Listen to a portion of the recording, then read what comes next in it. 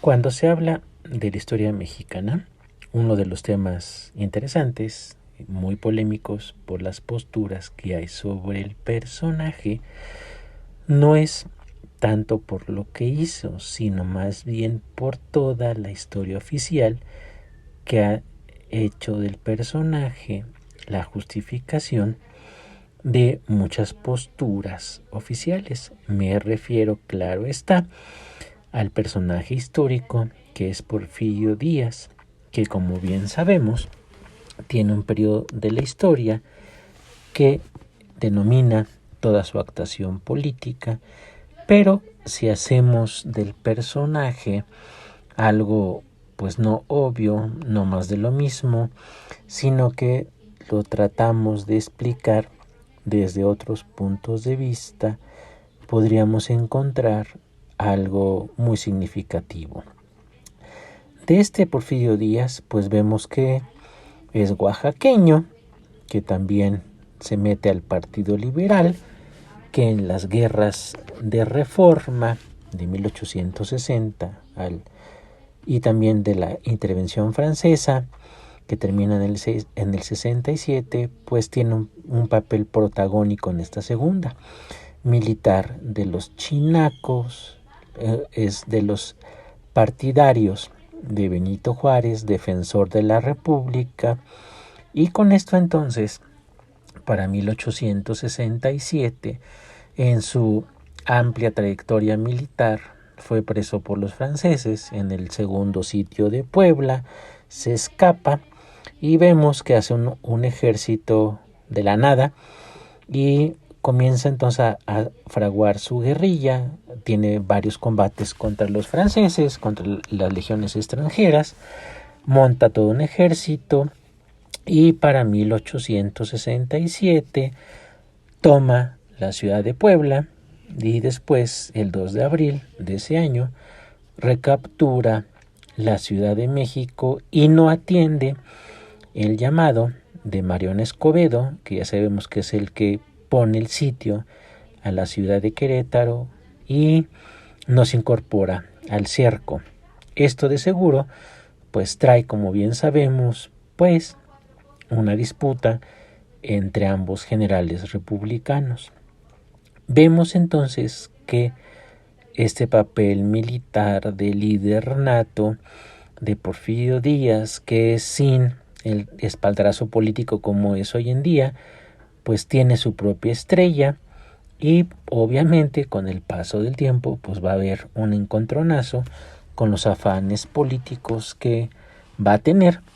y va a chocar con Benito Juárez en el año de 1871, cuando los dos son contrincantes para la presidencia de la República. Vemos que según Porfirio Díaz, desde el año 1867, se había retirado del ejército, no quería más cargos y que se había ido también a su natal Oaxaca a ser agricultor, según él. Pero la cosquilla política pues a muchos sí les da y a él pues le dio de muchas maneras. Es diputado federal y una de las anécdotas muy sabrosas que se platican de él, que cuando la primera vez toma la palabra, sube a tribuna allá en el pleno de la cámara, pues no sabe qué decir y se baja prácticamente llorando, ¿no? Recomiendo que busquen por ahí el audio que hay sobre la voz de Porfirio Díaz para que pues vean la voz que tenía y pues con esto podrán comprobar el por qué se bajó llorando de la palestra allá en la Cámara de Diputados y pues decidió ya no volver a la Cámara, ¿no? Vemos entonces que de este personaje, Porfirio Díaz, chinaco, liberal, republicano, uno de los grandes generales de la era contra el imperio de Maximiliano, y finalmente esta época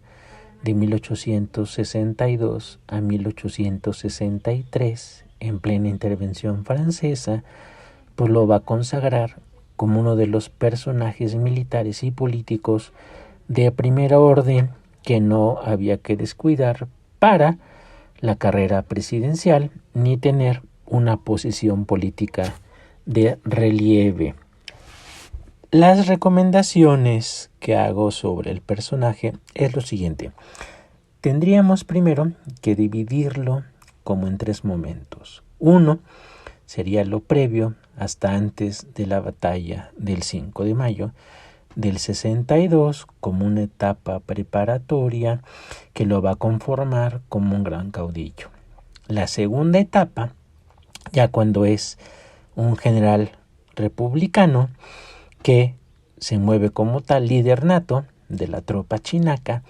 y estos vamos a ponerle desde 1862 hasta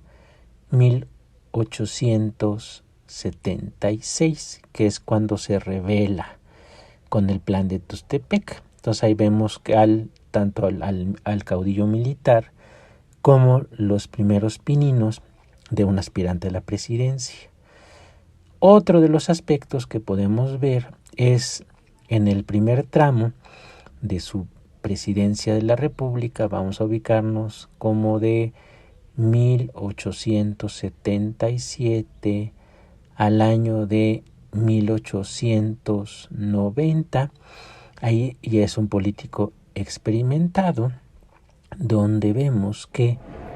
domina, o más bien avasalla, puede domesticar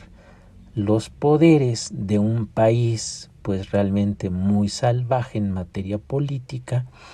y hace esto creando la base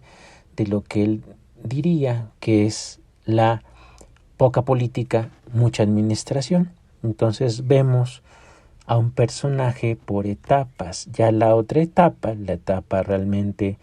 de lo que muchos denominan porfiriato, que es algo despectivo, que a lo mejor no se debe de decir así, sino más bien se le debe decir porfirismo,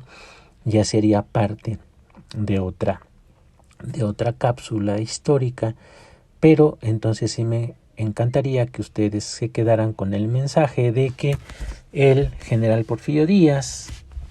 en estas 2 etapas, una previa, que es la preparatoria a ser un gran líder militar, es pues lo que le va a servir para tomar su carrera en la presidencia de la República, en donde pues va a aprender muchísimo de esos años azarosos a golpe de caballo, donde estuvo muchas veces, y que lo hace un general muy hosco. Deberían de ver las imágenes que están en los videos, en las fotografías, en las galerías de ese general pues muy inquieto, de mirada vivaz, donde pues sabemos que también tiene aspiraciones políticas. Este Porfirio Díaz del que estamos diciendo, estas 2 etapas hasta 1867, pues lo hace famoso no solamente en el ámbito militar, donde sus compañeros de armas, que son pues realmente una gran cantidad de generales muy reconocidos,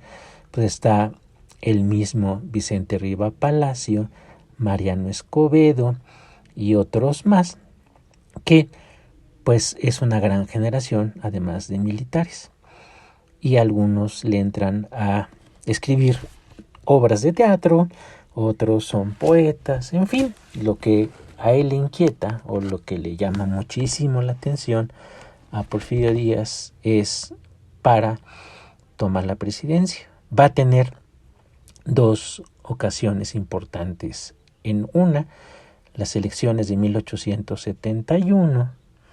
pues donde pierde la elección y se levanta con un plan para desconocer pues el resultado de las elecciones, y pues obviamente pues no va a poder. Para 1872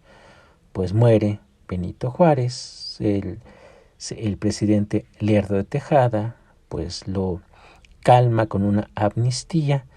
pero el plan bueno es el plan de Tustepec, lo va a sacar 1876 contra el mismo Lerdo, con la idea de la no reelección. Esta idea es muy paradójica, que después podríamos platicar largo y tendido, porque con el plan de Tuxtepec, pues los anhelos de los políticos jóvenes, a lo mejor algo novatos como Díaz, es que no haya tal reelección. Suena paradoja porque con un plan parecido, en 1910, el plan de San Luis, pues dice lo mismo, ¿no? El plan de la no reelección. Díaz llega con un plan de no reelección a la presidencia y va a terminar saliendo con el mismo lema de la presidencia de la República.